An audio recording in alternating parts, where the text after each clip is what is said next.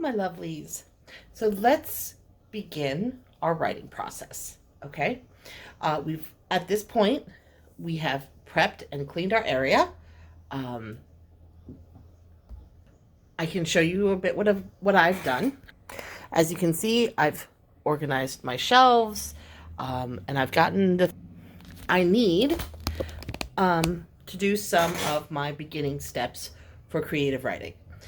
Um, Now, everyone has a different startup process. This is the process that works for me. When I'm at the very beginning of stages, like maybe I just have a concept, or maybe I'm not at the very first part where you just have that, I want to write a story about blank, right? That's where you begin. So, for instance, in this particular case, this thing that I'm going to be working on in these videos, I was challenged by one of my friends to write a cozy mystery in space. And because they hadn't read it and they were like, that would be an interesting thing. So that is my concept. That was my prompt, a cozy mystery in space. Since that point, I have ideas banging around in my head. You can do that at any point. So we'll just say, as if I were just given that prompt, my next thing to do would to be what makes up a cozy mystery. Now, I've done some online research, looked at some old books on how to write cozy mysteries.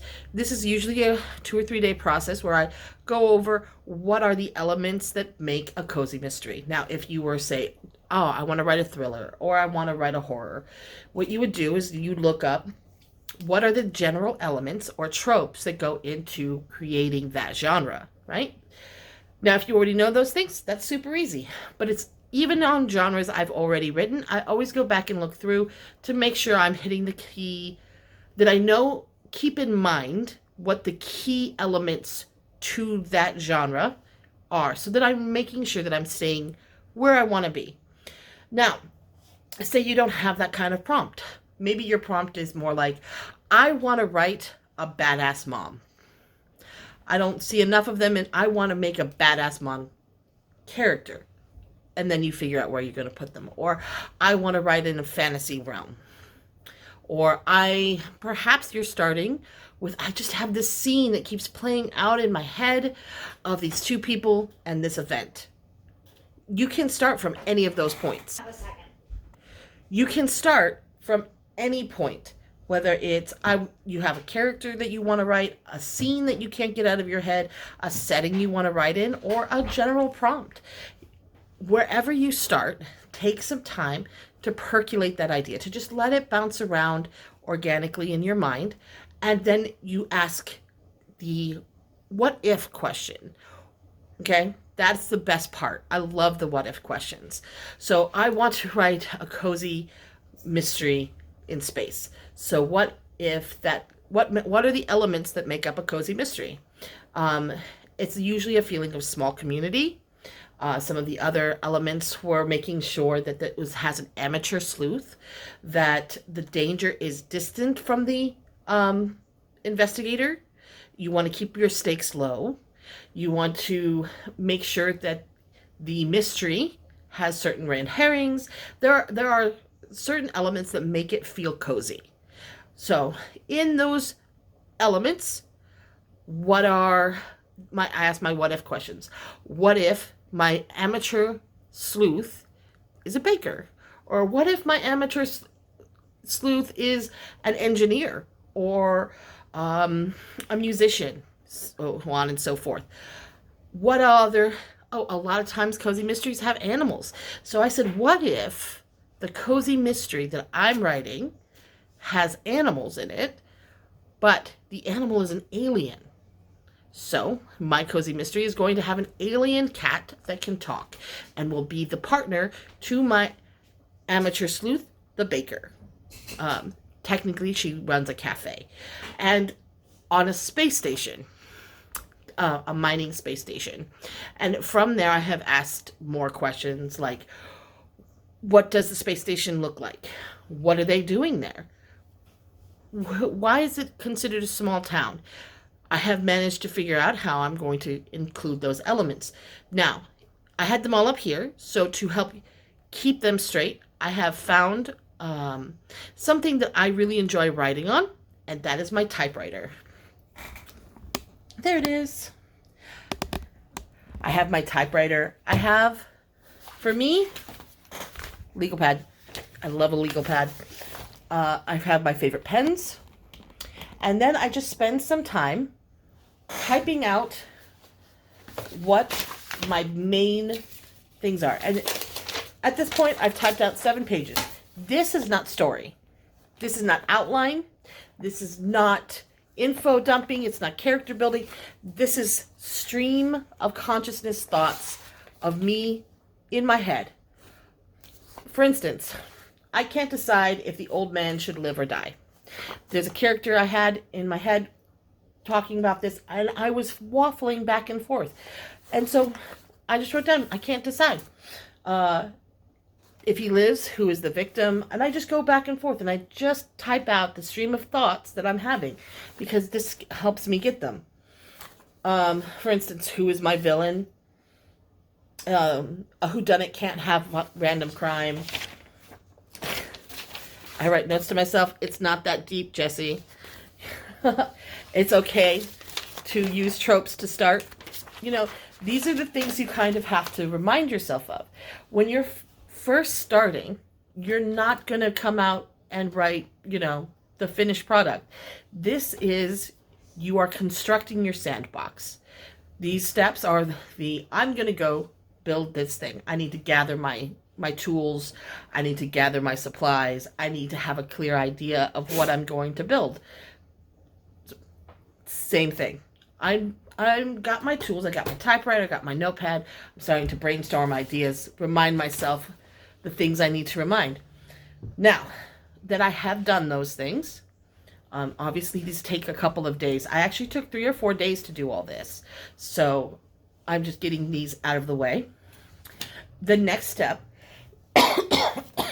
of what I've been writing out on my notepad is my general plot.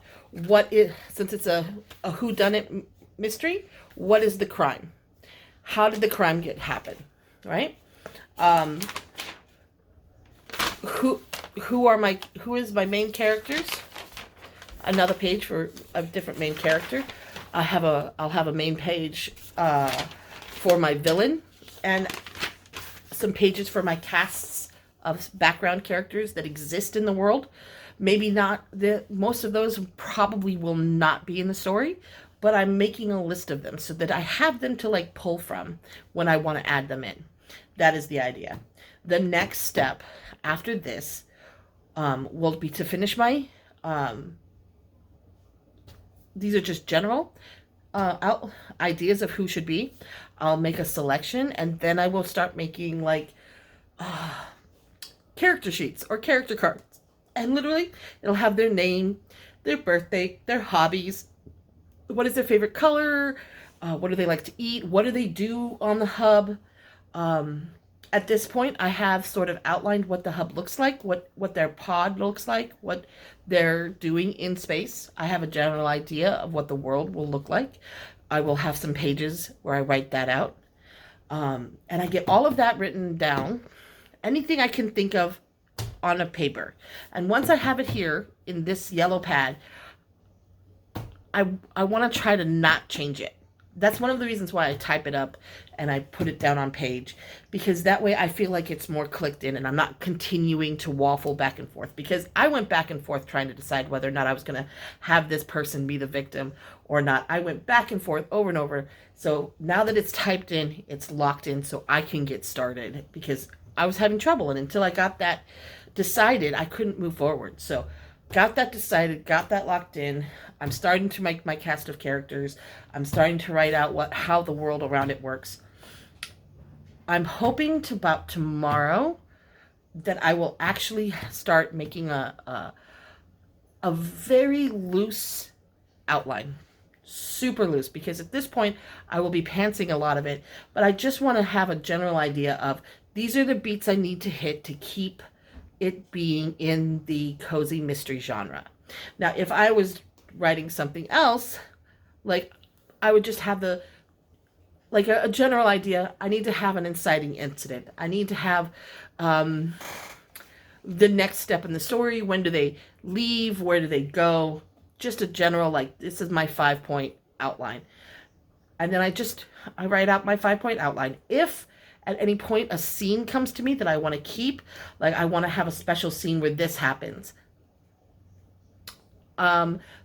The interaction with Daisy and the cat, the first one, where should that go in the story? So I have a general idea of where those things are.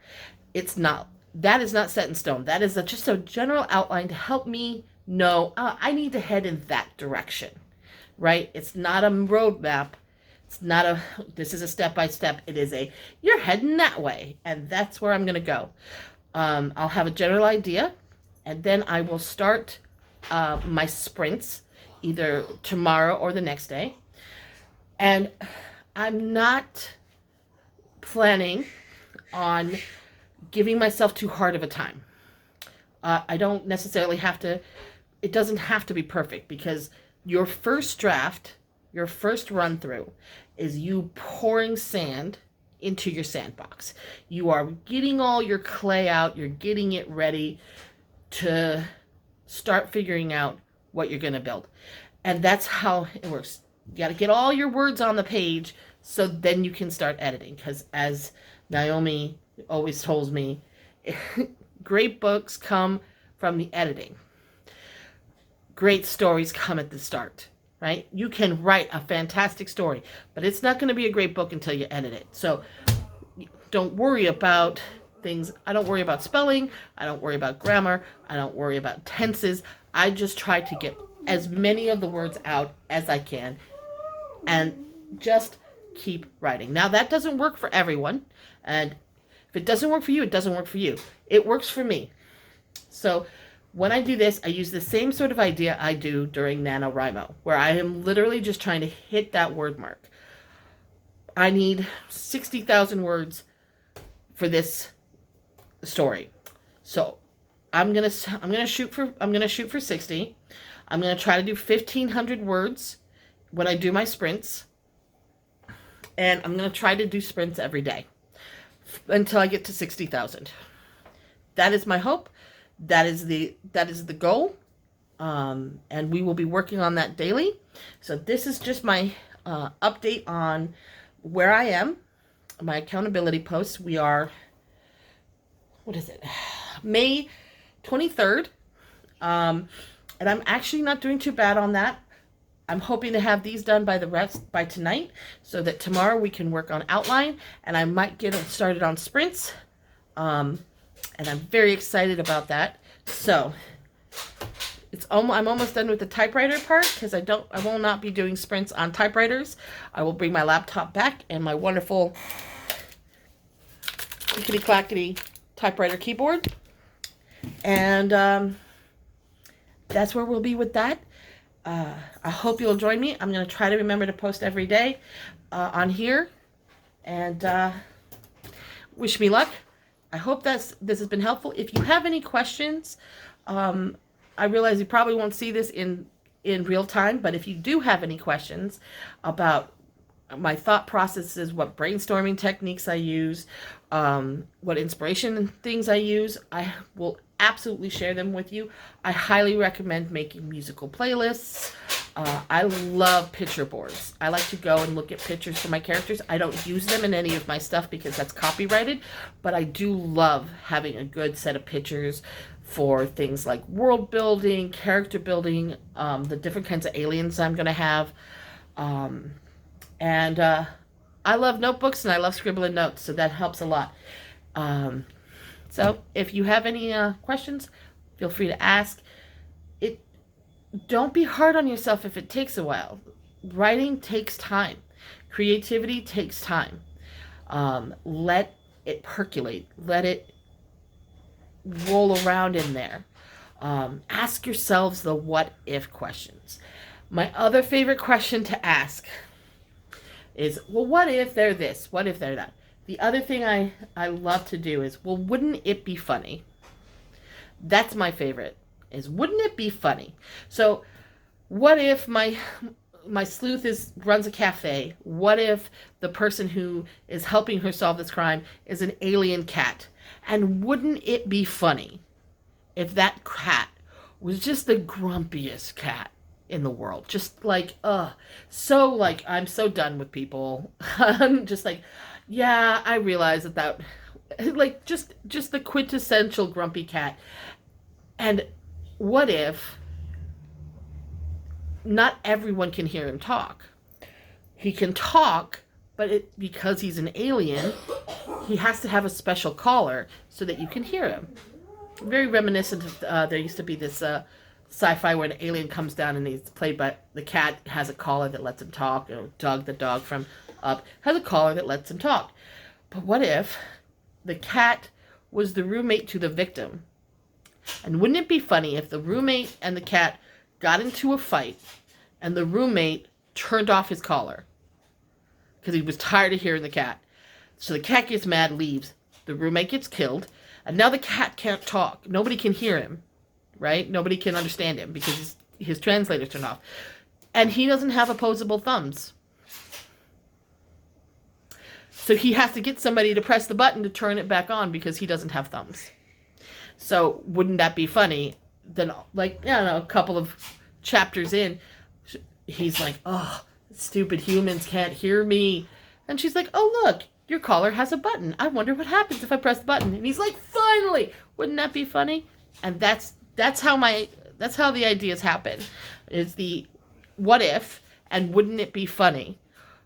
Those are how my two quintessential questions when it comes to figuring out the little bits and nuts and bolts of the story before I've started writing it. So I hope that helps, and I will talk to you again next time. Thank you for being here for my update. I love you.